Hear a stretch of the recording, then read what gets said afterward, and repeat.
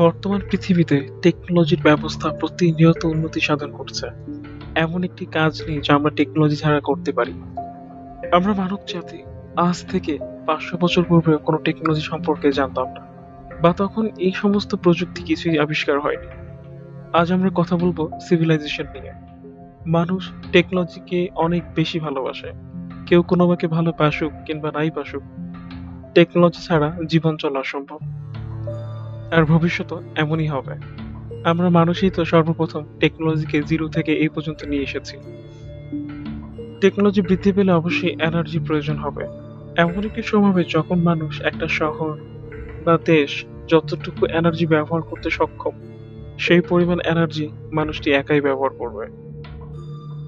এই এনার্জি ব্যবহারের উপর ভিত্তি করে সোভিয়েতে অ্যাস্টোমান নিকোলাই কার্ডিয়েস ৪টি টাইপ সিভিলাইজেশন সম্পর্কে বলেছিলেন।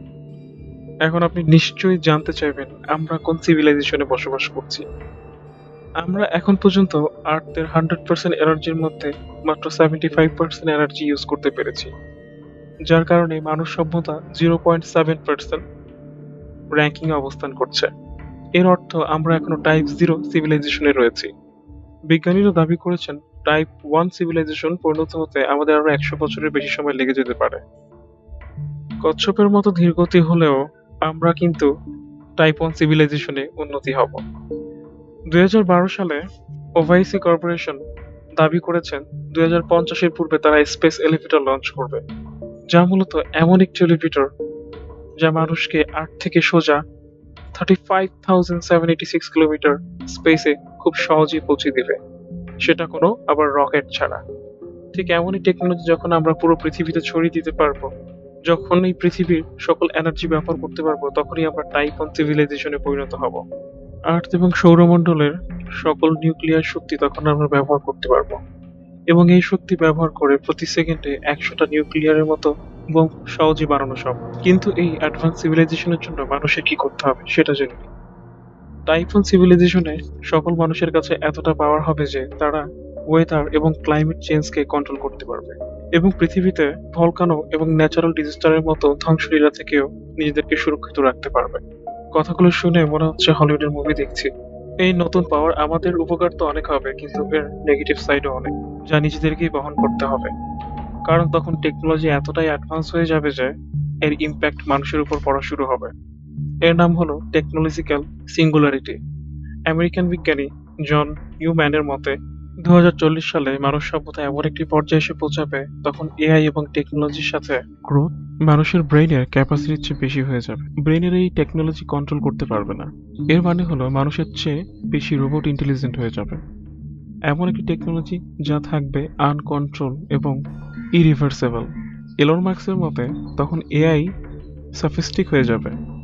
এর একটি ভয়ানক দিক হবে ম্যাস এমপ্লয়মেন্ট। তখন এমন কোনো কাজ থাকবে না যা রোবট করতে পারবে না, যার ফলে মানুষকে নিজেকে চেঞ্জ করা ছাড়া আর কোনো অপশন থাকবে না। এ থেকে বাঁচার সলিউশন হলো বায়োলজিক্যাল ইন্টেলিজেন্ট। আর এআই মেশিন ইন্টেলিজেন্টকে মার্চ করে একটি হাইব্রিড ফর্ম তৈরি করা, যা হলো সাইবক্স। মানুষ তখন নিজেকে আর্টিফিশিয়াল হার্ট, ক্যারিয়ার ইমপ্ল্যান্ট এবং ইনসুলিন পাম্প লাগাতে হবে, আর মানুষ সাইবর্ডে পরিণত হবে। আর এখান থেকেই শুরু হবে টাইপ 2 সিভিলাইজেশন। টাইপ 2 সিভিলাইজেশনের অর্থ হলো সূর্য থেকে সোলার এনার্জি শুধু আর্থই নয়, সোলার সিস্টেমের যে কোনো স্থান ব্যবহার করতে পারবে। আপনি মার্স অথবা যে কোনো প্ল্যানেটের থাকুন না কেন, সূর্যের পুরো এনার্জি কন্ট্রোল আপনার কাছেই থাকবে। ইনফ্যাক্ট ইউনিভার্সের ট্রাভেল করা এবং মার্সকে টেরাফোর্ড করার জন্য এনার্জি ইউজ করতে পারবেন। টাইপ 2 সিভিলাইজেশন হওয়ার জন্য আমাদের স্যাটেলাইটের প্রয়োজন হবে, যা ম্যাসিভ এনার্জি মিনিটের মধ্যে কালেক্ট করতে পারবে কোনো দুর্ঘটনা ছাড়া। এর জন্য আমরা ব্যবহার করব ডাইসোল স্ফেয়ার, এমন একটি স্ফেয়ার যা সূর্যের মতো পুরো এনার্জিকে রিইউজেবল করতে পারবে। আমরা টাইপ 2 সিভিলাইজেশন হতে পারলে আমাদের কাছে এত পাওয়ার হবে আমরা পুরো সানের এনার্জি যে ফিঙ্গারের মধ্যে ধারণ করতে পারবো। যদি আর্থে কোনো অ্যাস্ট্রয়েড মিটিওর ধেয়েও আসে, আমরা আর্থের ভিতরে থেকেই সেগুলোকে ধ্বংস করে ফেলতে পারবো। শুধু এইটুকুই নয়, যখন ইচ্ছা তখন আর্থকে মুভও করাতে পারবো। আমরা সোলার সিস্টেমে সবগুলো আবিষ্কারকে কন্ট্রোল করতে পারবো। টাইস্ফেয়ারের মাধ্যমে প্ল্যানেটকে হ্যাবিটেবল করার সাথে সাথে টেলিপ্যাথও কন্ট্রোল করতে পারবো। তখন আমাদের থাকার জন্য অনেকগুলো অপশন তৈরি হয়ে যাবে। আমেরিকান সায়েন্টিস্ট মিকো কাকু বলেছেন, এই টাইপ 2 সিভিলাইজেশন হাজার বছর পরেই আমরা দেখতে পারবো। কিন্তু টেকনিক্যাল অ্যাডভান্স কিন্তু এখানেই থেমে থাকবে না। টাইপ 2 সিভিলাইজেশনের পরে আসবে টাইপ 3 সিভিলাইজেশন। প্রশ্ন হলো টাইপ 2 সিভিলাইজেশনের জন্য যদি হাজার বছর লাগে তাহলে টাইপ 3 সিভিলাইজেশনের জন্য কত বছর পার করতে হবে? ডক্টর কাকুর মতামত অনুযায়ী মানুষকে 1 থেকে 10 লাখ বছর লেগে যাবে টাইপ 3 সিভিলাইজেশনে উন্নতি হওয়ার জন্য। টাইপ 3 সিভিলাইজেশন এমন একটি সিভিলাইজেশন হবে যারা পুরো গ্যালাক্সিকে কন্ট্রোল করবে। এক কথায় মানুষ মিল্কি ওয়েতে যে সকল এনার্জি আছে তার সব ব্যবহার করতে পারবে। এইটুকুই না, গ্যালাক্সির সেন্টারে সুপার ম্যাসিভ ব্ল্যাক হোলের মতন এনার্জিও ক্যাপচার করতে পারবে। আর যখন মানুষের কাছে লিমিট ছাড়া এনার্জির সোর্স থাকবে তখন রকেট যে কোনো স্থানে যাওয়ার জন্য উন্মুক্ত থাকবে, এর কোনো বাধা থাকবে না। এর ফলে যে কোনো স্টারকে এনার্জি সোর্সে রূপান্তরিত করে পুরো গ্যালাক্সিকে যে কোনো অবজেক্টকে নিজের বসবাসের স্থান বানানো সম্ভব হবে। এমন হতে পারে স্ক্র্যাপের চেয়ে ভালো আর্থ বা সোলার সিস্টেম বানিয়ে ফেলবো, এবং এমন আর্টিফিশিয়াল প্ল্যানেটেরও প্রয়োজন হতে পারে তখন, কারণ আর্থে মার্চ আর সোলার সিস্টেমের বাকি প্ল্যানেটগুলো ওই সময় ধ্বংস হয়ে যাবে। হবেই বা না কেন, পাইথন সোমস বানানোর জন্য আমরা এইসব প্ল্যানেটগুলোকে মাইনিং করে শেষ করে ফেলবো, তাই তখন আমাদের নতুন প্ল্যানেটের প্রয়োজন হবে। তো ভিউয়ার্স, আপনার কাছে কোন সিভিলাইজেশন সবচেয়ে বেশি বিস্ময়কর লেগেছে তা অবশ্যই কমেন্ট করে জানাবেন। আর ভবিষ্যতে আমরা সিভিলাইজেশনের আরও একটি ভিডিও আপলোড করব।